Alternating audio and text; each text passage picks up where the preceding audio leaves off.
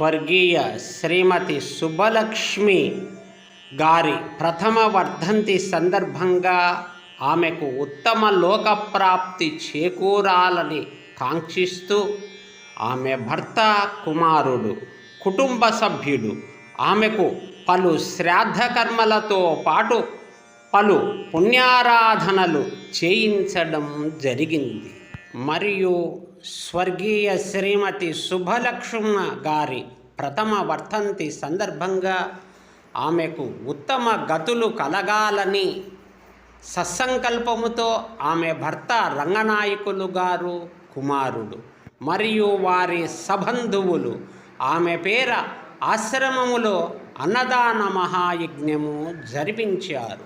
కావున శ్రీమతి సుబ్బలక్ష్మి గారికి ఉత్తమ గతులు సంప్రాప్తించి వీరికి వీరి కుటుంబ సభ్యులకు సర్వదా శ్రీ భగవాన్ సత్యసాయి అనుగ్రహము కలిగి ఆయు ఆరోగ్య ఐశ్వర్య శాంతి సౌఖ్యాలతో కలకాలం సుఖింతురుగాక అని ఆశ్రమవాసులు, నిర్వాహకులు అభిలషిస్తూ స్వస్తి.